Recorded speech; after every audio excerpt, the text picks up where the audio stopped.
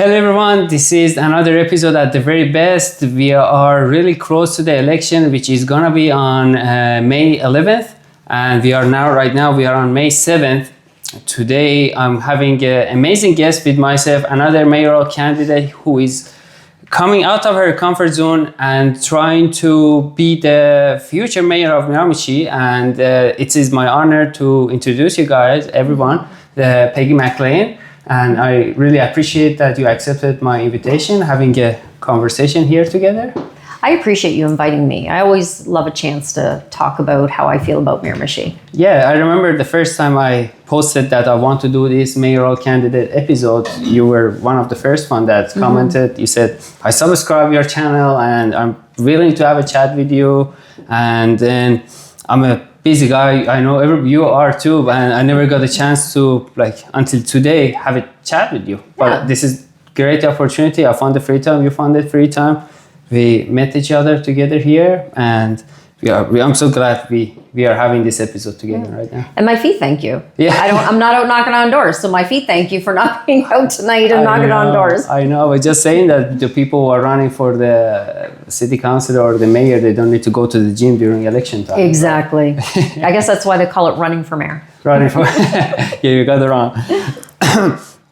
But no, that's interesting. The reason why I'm doing this podcast, I said maybe there are some young people or that they are mostly active on social media, on YouTube, or they might not be on social media, but they are on YouTube, and they might see these podcasts and they might not to know who are the mayoral candidates I want to kind of encourage everybody to go out and vote, because it is important for our community to people going out, vote, because if they don't, it's like someone else going to make the decision that you never got involved into it, right? Someone else is going to be making decisions for you. So absolutely correct. 100%. It's important to vote. Yeah, so this is kind of one of the reasons I'm running this podcast, sharing your stories. And I would like to, I'm personally interested also to know about your vision for the city of Miramichi and about your talents and skills and what you are bringing for the city. And so how about we starting with a little bit of your background?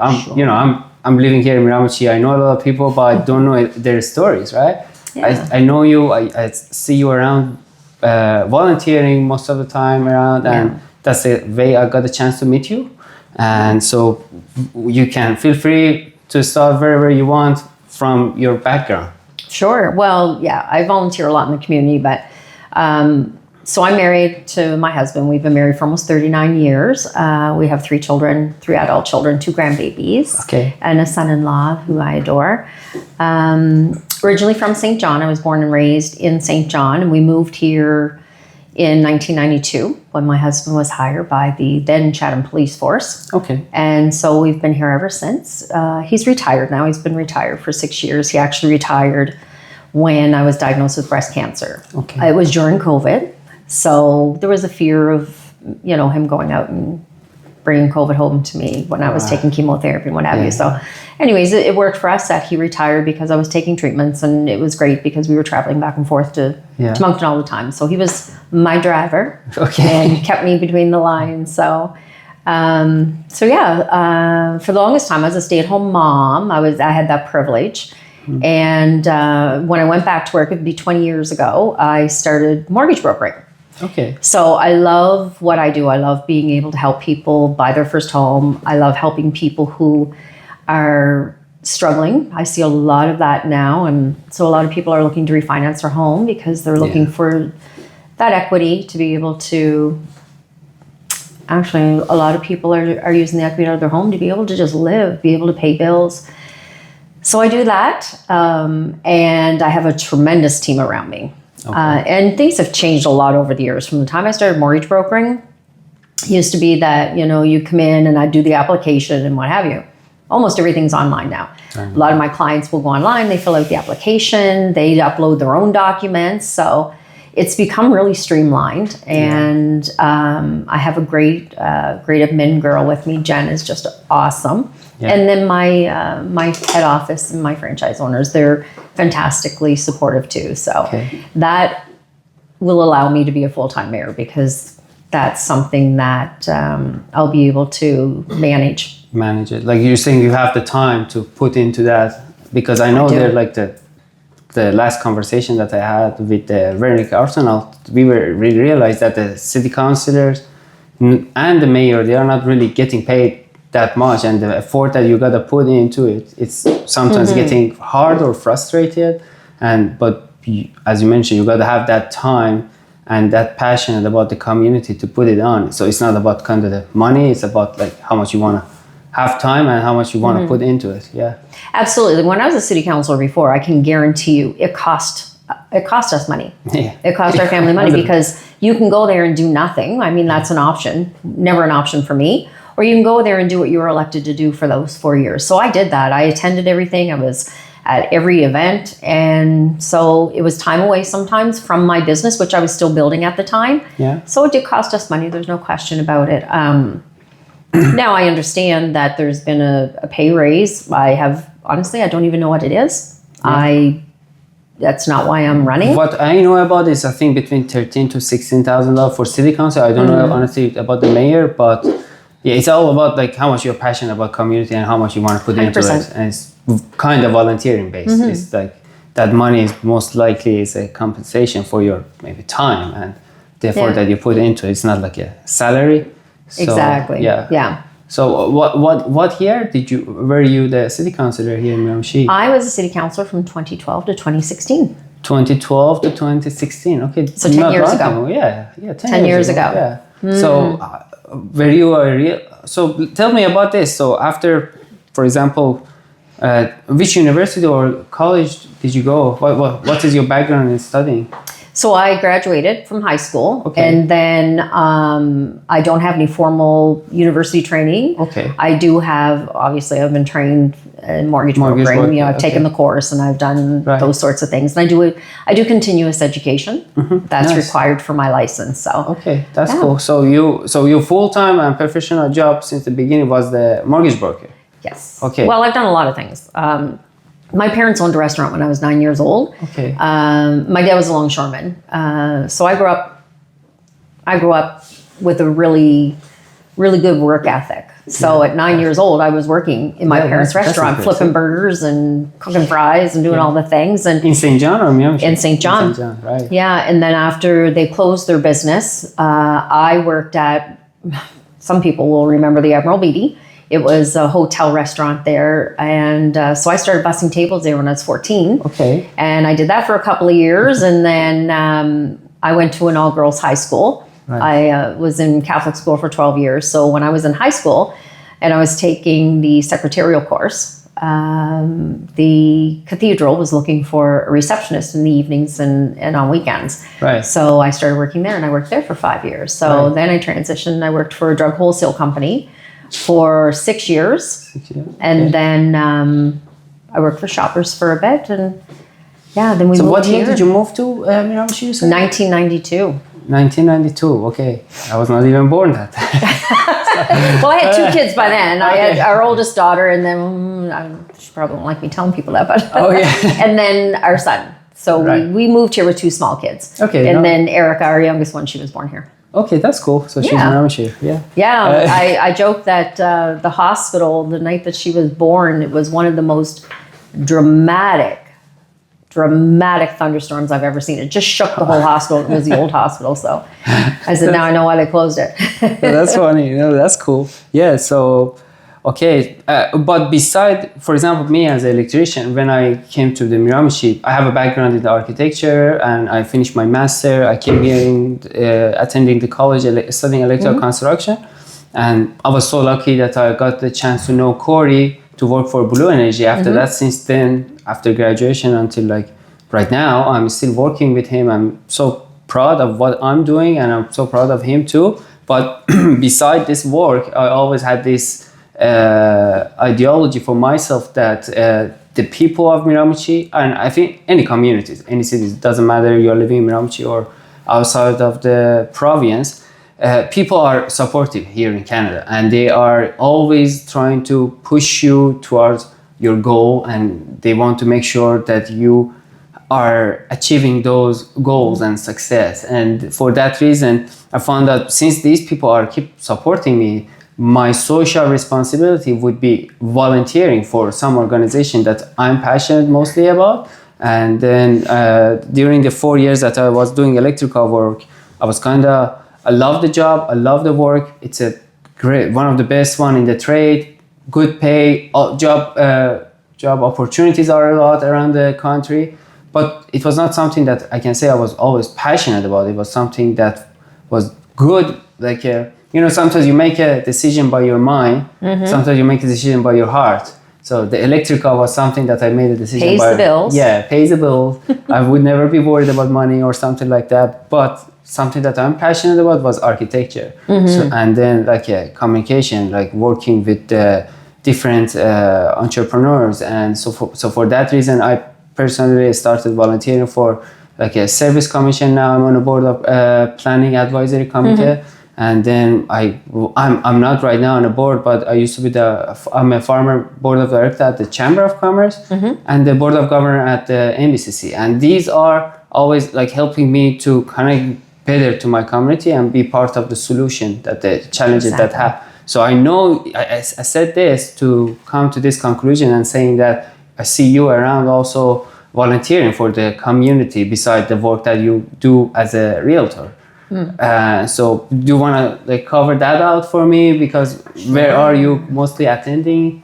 Well, started out with home and schools, and then I also volunteered for Crime Stoppers way back in the day, and then I did Josie Foundation. Currently, I am a member of the board for Caring Friends. I'm also the board chair for Hospice Miramichi. I'm also on the committee for the Irish Festival. And I mean, big plug there. We're going to have a great festival again this year. And I'm also on the committee for Habitat for Humanity. And that's a big one for me too. It took me about 14 years. Years ago, we had a meeting and the Rotary clubs were all invited, and they were like, "Oh, we'd like to bring Habitat here," and we're like, "Oh, I think that's such a great idea." And then just people kind of fell away, and they've had a couple of directors since, and so a lot has changed with the organization itself. But yeah, sometimes things take time, and they're here now. We've already given out our first 4 houses, and there's a big development going on, as people know, over Newcastle. So it's an incredible organization to have here in our community. Yeah, doing great work. That's interesting. Like, these housing projects they are really crucial. I personally have some small problems with because I am an architect, and when I'm looking at some of the buildings, that's not satisfying me when I'm looking at them or based on the location. But it's a need, and sometimes even like when I'm on a board of the planning advisory committees, I'm making hard decisions because some of them are the needs of the community, some of them are out of my, I'm saying that if this needs was not there, I would not accept those, for example, plans or those projects. But most likely, sometimes I'm still keeping that architecture knowledge in it and saying that, no, I'm not going to accept this, or sometimes going with the staff recommendation because they find the needs in the community, and so it's hard, but it's a need. The housing is something that we need, because I remember the time that I graduated, we were hearing that there are some international students or students coming from other cities to Miramichi. They didn't have a house to live in. Yeah, so that absolutely was a true. Yeah. So very true. I can remember. Everybody knows Sherry Theriault. I mean, Sherry's an incredible human being, she and her family. And I found out that there were a couple of international students that were living in substandard housing and what have you. And we have a property that we were looking to rent out, but wasn't quite ready. So my husband, being the big guy about town, I mean, he knows everybody and everybody knows him and what have you. So anyways, long story short, we ended up having 2 international students living with us for 3 months before we actually had the place ready for them to move into. So, wow, but it was a great experience. You know, they're Getting to still, know them, oh my God, they're just so awesome. I love those boys. So yeah, it was a great experience, I think, for everybody. You know, I got to learn about their cultures a little bit. 100%. And got to learn about their families and why they came here. And it's really humbling when you speak to newcomers about where they come from, why they came here, and what their dream is. It's quite amazing. Yeah.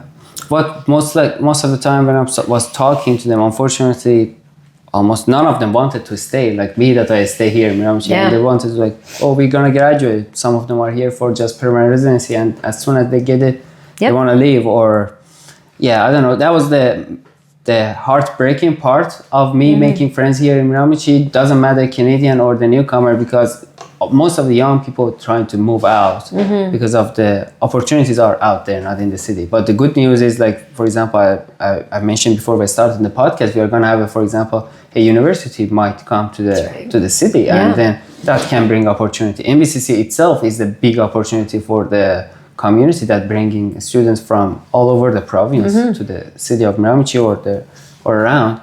So these are important. Back to talking about like politics, that you started running for the city council, 2012, if I'm not wrong. 2012. What happened that you said, like, after being as a realtor, you made that decision? Mortgage broker. Sorry, and that's okay, because a lot of people think I'm a realtor, but I'm actually the person that gets you the money to buy the house. So I mean, you can have a realtor, but if you don't have the money to buy the house, So mortgage broker. I'm so sorry for that. Oh, that's okay. No worries. So where was that time that you said, I'm gonna go running for the city council in 2012? Well, I've always been involved in the community. I've been volunteering forever and ever, and I saw things that just needed to change. I didn't see things happening as quickly as I thought they could or should, and I've always believed that if you see something that you feel you can affect change with, sometimes you just got to do it yourself. Yeah, the reason I'm asking this question is because I want to see the difference, the gap between a person who is not city councillor, or a person who is, like, for example, me, who is just a normal citizen, and who is just Miramichi resident. I want to find that gap, because there are a lot of people, like, it was so funny, during April Fool, I posted something on my social media, and I said, this is official now, I'm running for the mayor, and it was so, I'm so embarrassed about it, because, and I wrote under it, this is April Fool, and I'm not running for the mayor. But when we started have that gathering in the Chamber of Commerce, there were some people coming to me asking me why we can't find your name in this list. I said, I'm not running for it. But I mean, like, the people were like encouraging me to run for the city council and the mayor, but I hadn't get the chance to know what would be the difference between these two. I know you guys as a city councilor or mayor making those decisions, but me personally, I think I've already making like those right steps to make my community a better place to live. But I just want to know what was that like that you think I'm gonna step up, because this is a hard job being as a city councilor or right now running for the mayor. I want to know, what made you make that decision that say, okay, I can't go more with this volunteering, I want to make a big change. And I'm looking for that, to get inspired from you and the rest of the city councilors. When was that time? Well, I just think I saw things that I felt needed to change. And I didn't see anybody else that was doing it. Okay. So I'm like, well, I guess I'm going to have to do it. And honestly, running for mayor was kind of the same thing. I was waiting to see who was going to run and what have you. And I'm like, I believe we need somebody with experience. I believe we need somebody with proven leadership skills. I believe we need somebody who can be there full time. Yeah. And I'm like, I don't see anybody else that is fitting that bill. Yep. So I can remember saying to my hubby, I'm like, I'm going to have to run for mayor. And he goes, I know. So that was kind of the day before, and a lot of people had been asking me. And I'm like, I'll know when I get there. And then we got there. Yeah. I just, Yeah. A lot of people say to me, and I'm from St. John, so I know the difference between having a full-time mayor and not having a full-time mayor. And when people talk about the Golden Triangle, which is St. John, Fredericton, and Moncton, and they're like, well, they get everything. Well, of course they do, because they have full-time mayors that are there advocating all day, every day with the government for what they need. 100%. And that's the difference right there. So this election that is coming, you guys, whoever gonna get into the office would be the full-time mayor, not the part-time. No, it's only a part-time job. Oh, it's only considered a part-time job. So how can we turn it into the full-time? I think we'd have to change the legislation, but that doesn't stop me from working at it full-time. Right. And when I was a city councillor, I was a full-time councillor between the meetings, between the boards that I was assigned to and all the committees I was assigned to, and then attending events in the community. It was a full-time job. It is a kind of full-time job, because when I was talking to some of the city councillors, they were saying that sometimes they were spending more than 35 hours per week. Absolutely. 35 is almost 40, and some of the full-time jobs are 35. If you do it right, now don't get me wrong, you can go there and do nothing. Yeah. And, we've had that in the past as well. You can go there and do nothing. Or you can go there and do what you were elected to do those 4 years. Right. Now, I did a lot. And because I work for myself, when I was a city councillor, I was able to fill in those spaces. Like, I would get calls all the time from City Hall saying, this is going on during the day and we need somebody to represent the city. Can you go? Can you go? Can you go? I already did that when I was a city councillor, because I was the one that could take that time and do it because I work for myself. Okay. So using your experience being on the city council, I have this question about the wards that when we were at the Loggyville, I remember many people were asking that time. So what is your idea? What is your idea about that? Do you think is that a good thing that the Miramichi also have to have it? And is that the Miramichi leaders like a mayor and city councilors to make that happen, or that would be a decision that council and mayor would have to make. And again, I see the advantages of it. I can see where it would be advantageous to different communities. So that would just be something that I think we would have to find out whether people want that or not. Okay. Because at the end of the day, we represent the people. We represent the people. And it was never lost on me when I sat around the council table that I was a taxpayer. Every single decision we made around that table, every decision I made impacted my neighbors, impacted my community, impacted my home and my family too. 100%. So that was never lost on me. So I was very mindful of that every time I made a decision. And I'm an information person. I'll go out there when we would get our packages. I read it voraciously, and if I had questions, I would call my directors and I would ask them to explain, or I would meet with them so that we can go over things. Every decision I made was based on the information I had at the time. No, that's pretty cool. That's how it has to be. Like asking a question. That's what it should be. Yeah, it should be, because we all don't have all kinds of experiences or knowledge in all cases, and then we can't know everything. Yeah, exactly. So the minute you think you know everything, no, you're in trouble. Yeah, you're in trouble. You're in trouble. 100%. Yeah. So, so that would be that was actually a good answer, because I was really more into looking into it. You want to say yes, that's something we really need to have, but you said you will look into it.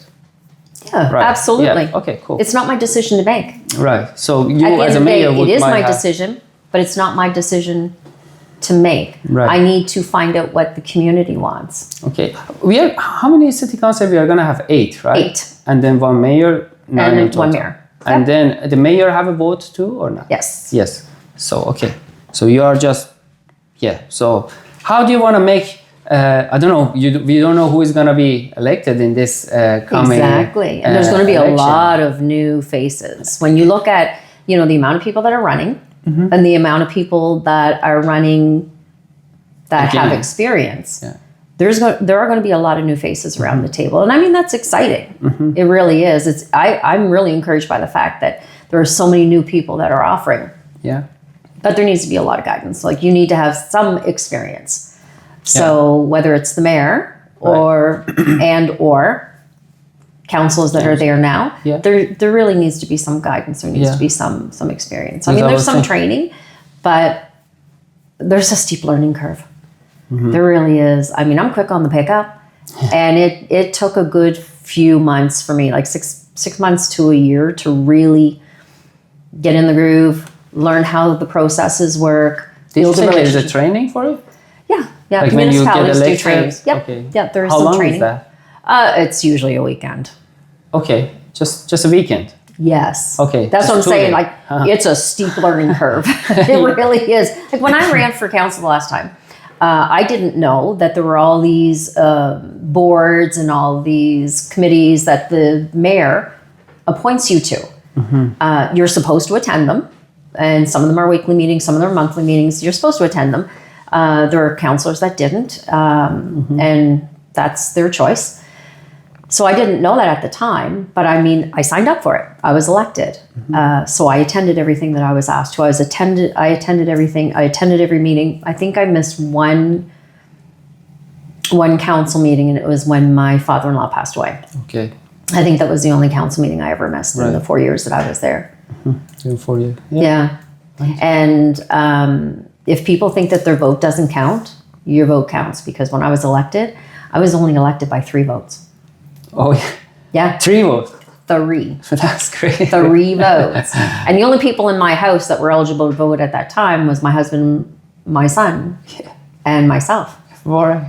Yeah, so that's the power of a family too. Yeah. 3 So votes. votes Wow, are that's powerful. When I tell people I'm going door to door and they're like, oh, I'm like, listen, we talked about how important it is to vote earlier when we first started. That's how important it is that you vote, because your vote really does count. If people think, oh, well, whatever, it doesn't matter. It matters. It matters, yeah. Okay. Yeah, your vote could be the difference between the person you want to be mayor or council and not. Yeah, definitely. So, I forgot what I was going to ask before that, but I would love to know. No, it's okay. I would love to know about about your priorities for the city. If you, okay, before that, because I just remember what I was going to say.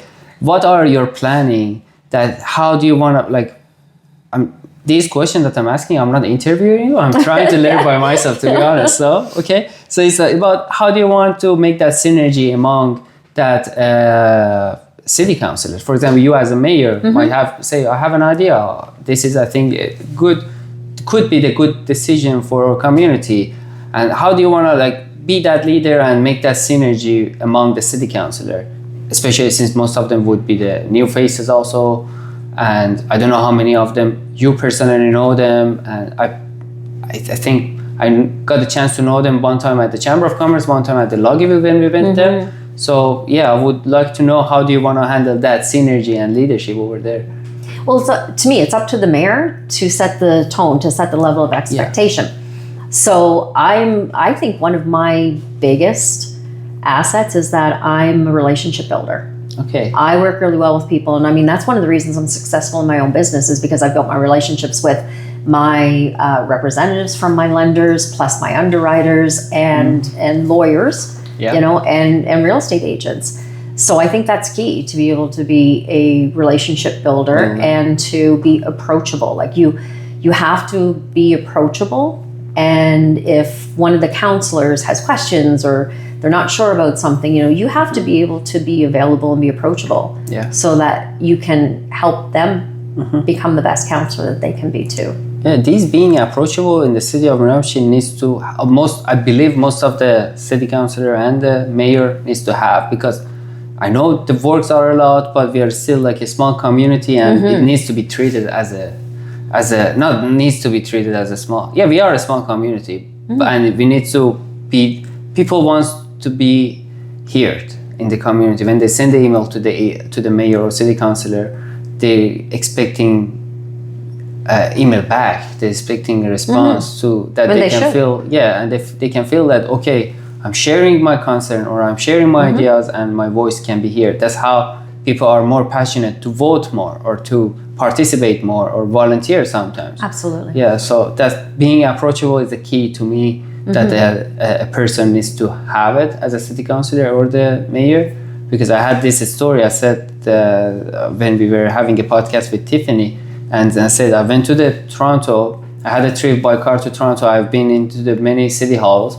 The only person that accepted to meet me, and then accept my gift, which I had some books and pin of the Miramichi and to represent my city to them, was the mayor of Niagara Falls, because the rest of them were saying that what you are doing is illegal. You can't like give a gift to the mayor or something like that. I said it's a book, it's not the money or something. There are some wonky rules around stuff like that. But then the mayor of Niagara Falls accepted, and he sent me back a gift. Well, he could too. accept it on behalf of the city. He doesn't have to 100%. accept it as himself. a personal gift. It's a city gift. Because they are a city representative, Yes, right? of course. So they are like city ambassador. So, but I'm saying the Niagara Falls was approachable.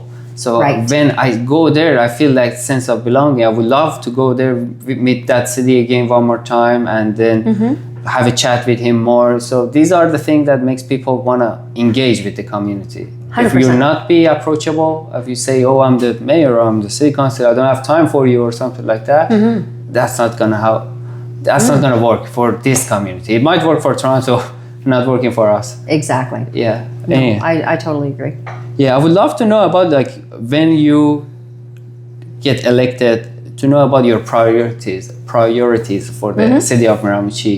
What do you have in mind, and what are the main one for you? Yeah, well, I think everybody knows what the issues are. You know, we have the bridge closure, so priority, of course, is to try to take some of that congestion and some of that traffic off of the King George Highway by completing that 2.5 kilometer little connection there.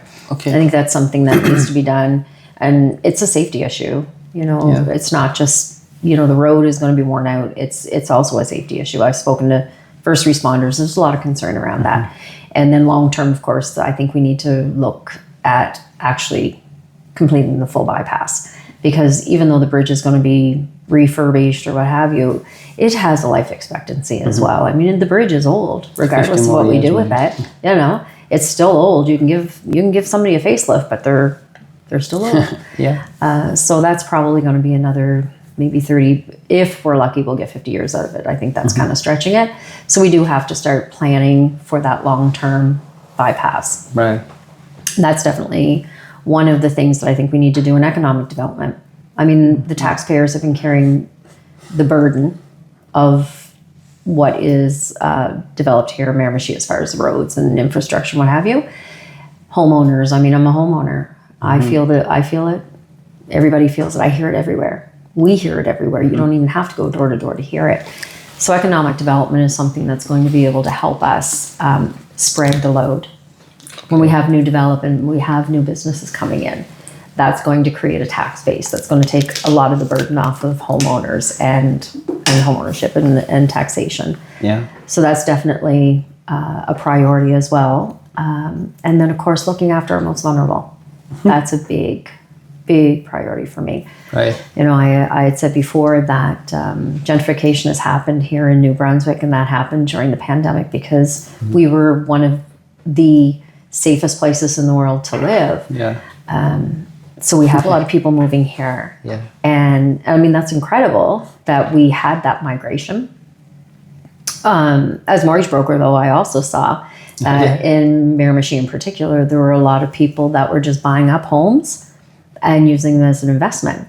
And what happened was it was raising rents. Nice. And a lot of people who were marginalized and unhoused were not seen in our parks and on our streets because they were able to move around from friends and family, and you know, we call it couch surfing. So they weren't really out in the community, but once rents got so high, their friends and families then couldn't afford to live there either. So then it just created this, almost like, I hate to call it a perfect storm, but it created this environment where people ended up on the street. Yeah. And in terrible situations. So this taxes on the properties started going up after the COVID or not? Or is it something which taxes have always been going up, regardless. The price of houses. So what used to be when I was brokering, when I first started brokering, you know, houses were around. You could get a bungalow. You could buy a bungalow for about $100,000 to $150,000. That same bungalow now is selling for $250,000 to $300,000. So it raised the prices of homes. And again, the rents went up because landlords are now, the taxes are higher, the purchase price is higher. They need to raise rents in order to cover just the basics. So that created that environment where people were finding themselves without homes. Right. Because the main concern that I was always hearing from the people is about like a property tax in Miramichi specifically are higher than, some people were saying even higher than Moncton. Or and St. based John. on the Yep. or St. John, or based on the services that the city is getting. Absolutely. I said that's That not too is right. true. Yeah. So why is that, and what is your how much Well, we have less people paying taxes. less people paying taxes? Yeah. There's less businesses paying taxes. There are less people paying taxes. Like their population is higher and their development is growing faster. Right. So that's the difference. And again, why is that? Because they have full-time mayors. Okay, and how can we bring down that property taxes by growing more businesses, inviting more tourists to the town, and what else do you have in mind Well, to it's permanent. make this happen? It's economic development. It's bringing businesses that are going to be paying taxes when they put a new business or they expand their business. I mean, we want to support local businesses as well. I mean, they're the mom and pops. That's our backbone. Right. It's the small businesses and the medium businesses that have been here that have kept us going. Right. So we want to support them.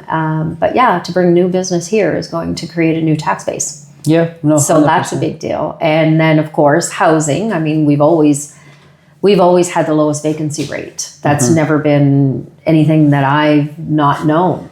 So vacancy rate was a big deal, and it still is. So new housing. That's another thing that we need to work towards. And whether it's habitat, whether it's apartments or single family dwellings, or duplexes or what have you, we need and I believe we need more social housing, for seniors. And I think we need to look at social housing for people with disabilities. I think people with disabilities are just overlooked all the time. Yeah, 100%. But that's crazy how everything is connected together, because while you were talking about business development and economic development, I was having a chat with Brandon, who is my landlord. He owned the restaurant. I forgot the name of the restaurant. Quesada. Yeah. Oh, Quesada. So I said, they what make happened? The best burritos. Yeah, exactly. So I was wondering what's happening after this. I'm sorry, but the wonderful thing is that when I go in there, I don't even have to tell them what I want. They just, and you know what? That's the charm of Miramichi, that when you walk into a restaurant, they know you. They know what you like. They're, that's part of. Yeah, same to me. We are always sometimes going after work, and Misuka always know what I want, and she is double checking. But I said, yeah, that's it. That's all I want. So it's cool. But I asked them what's happening after this bridge closure, because you guys have a lot of traffic in front of you. Now your business going up or down? He said down, unfortunately, because there are less people are willing to take that turn. That's right, because they know they have to get back out into that traffic somehow. Yeah, so that was unfortunate. I was thinking it's going to be opposite. It's going to be traffic. They're going to see it more, and they might make that decision. Okay, I'm going to go have some burritos, but that's not happening like that. And when they don't work, they don't make money. That's what is kind of connected to this property tax, for example, right now we have, because they are not growing, the business are not growing, they pay less tax, and then the city have to increase the taxes on the properties. So this is a decision that the for example, the province or the federal might make is affecting again the city of Miramichi, unfortunately. Oh, for sure, for sure. And you know what? A lot of businesses are suffering right now because of the bridge closure. I hear it from a lot of them, and I've reached out and I've asked them how are things, and it's not what it should be, that's for sure. So, I mean, I really encourage people to get out and support our small businesses. It's just leave yourself a little more time. Leave yourself an extra 20 minutes. Leave yourself an extra half an hour. Yeah. Be more patient. Yeah. Yes, be patient. Yes. Yeah. I mean, you're patient when you're in line at Tim Hortons to get your coffee. Yeah. So just be a little more patient when you're going downtown. Yeah. It's something new for the Miramichi. We never had traffic. Oh my goodness, right? Right, it's okay. We get used to it. I'm okay. We're spoiled. Yeah, but no, the reason I brought that up, I said, so if the people are next time in the traffic and see the Quesada, just pull over and support the local You business won't and go listen. order. If you pull over and you get a burrito, Yeah. you will not be sorry. Yeah, 100%. And there are a lot of businesses that didn't come to my mind to mention their name, but one of them was the Quesada in the Newcastle. So I'm Absolutely. hoping that the people these days, as you mentioned, be more patient about the traffic. Well, I know Harvey's Swiss Chalet. I know that Canadian Tire. Even Canadian Walmart is Tire, down. Sobeys, Yeah, Sobeys has been I don't down. know what's happening for the bulk barn, probably. People not going there probably now. Yeah, that's difficult. But I'm personally not traveling anymore to Douglastown because it's I far. do. It doesn't. Listen, I'm fearless. Doesn't bother me. I just leave earlier. Yeah. I never got a chance. Anytime I want to say, oh, I need that, I need to go to Dollarama or like to the Canadian Tire, I'm saying, oh my God, no. It's all the way from because unfortunately at the same time, because of this war happening in the world, the price of the gas went up so much. And it's almost $2. Yeah, so that too is problematic. Yeah, so the problem is coming all at the same time, and it's challenging. So good luck with everyone getting into the city council or mayor. You guys taking it. You know, people say that to me. They're like, why do you want to be mayor? Like, this is such a tough time. And I'm like, that's exactly why I want to be mayor. It's a tough time. And we need somebody who's going to have experience, somebody that has proven leadership, and somebody that is going to give it the time that it needs. So that's why I'm running. Yeah. What do you think about like the conflict, that the stories between Chatham and Newcastle that we have all the time, and now the topic coming to for example, to the library. There are some people believe that, like personally, me too, that definitely we need library in the town, but someone saying that what if we started prioritizing the project with the mindset that let's have some of the stuff here in Chatham that the Newcastle doesn't have it, and they have to kind of travel for it to come here, because when they are traveling they would see more businesses and they would use more services here in Chatham. And same as like for the Chatham people, let's build something in Newcastle that the Chatham people doesn't have it, and they have to kind of travel there by bus, by their car, or for whatever, so they can like this traveling.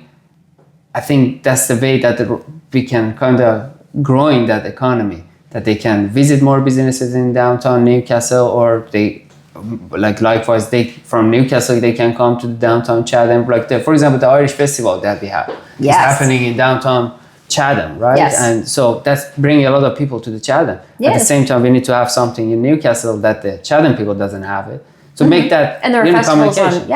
We're the city of festivals, so 100%. we have that on both sides already, and that's incredibly great. Yeah.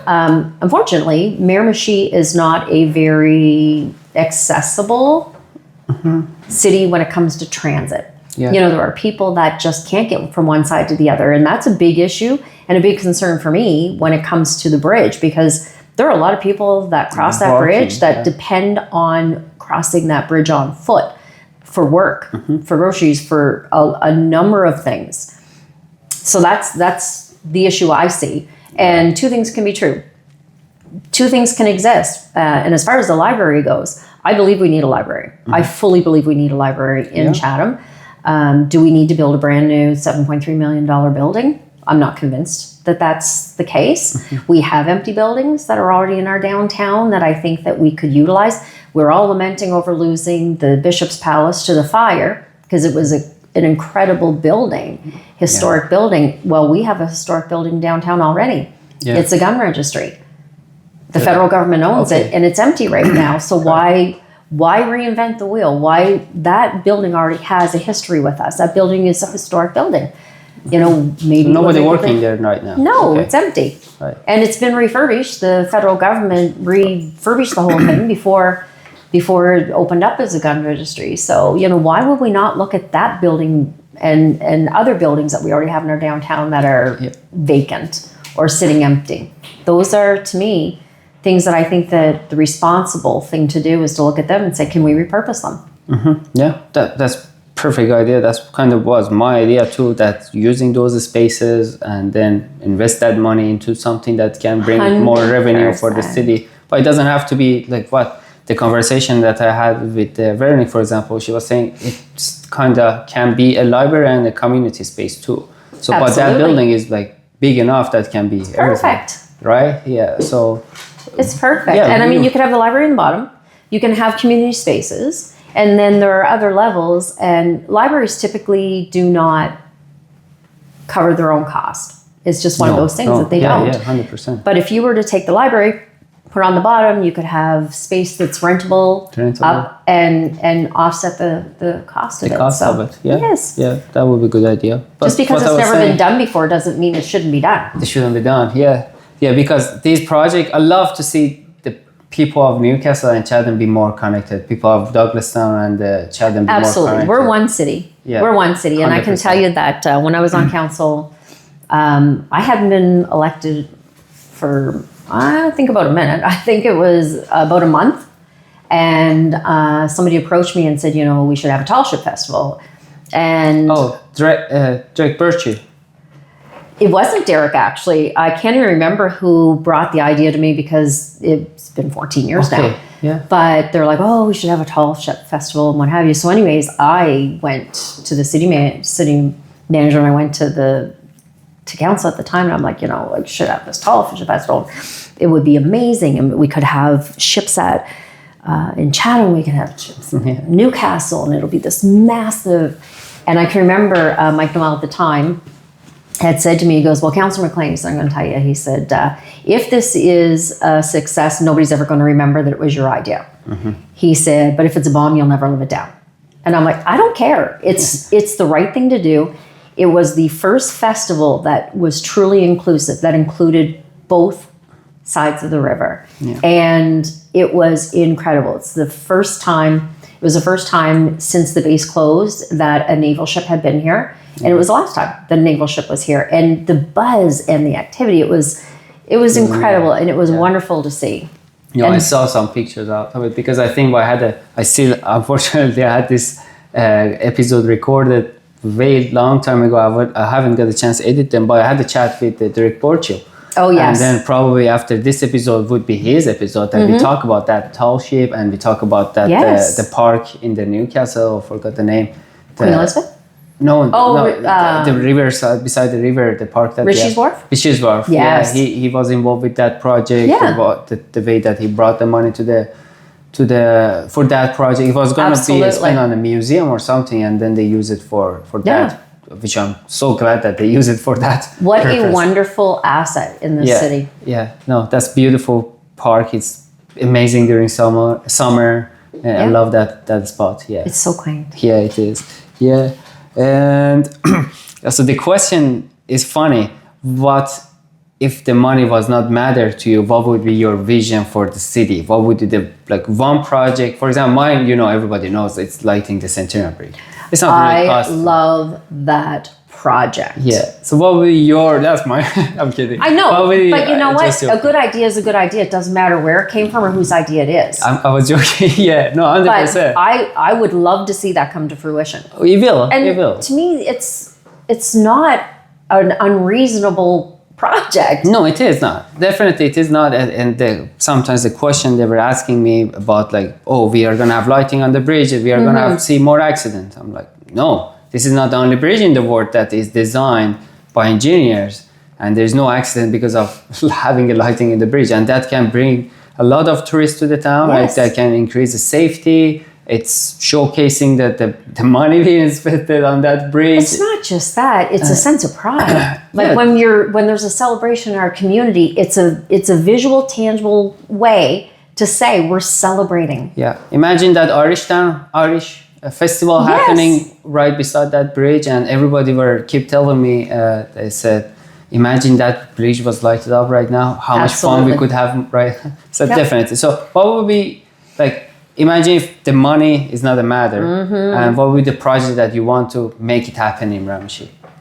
I would want to bring small cruise ships. Small what? Cruise ship. Okay. Yeah. Is it something possible? Yes. Okay. It's 1,000% possible. Okay.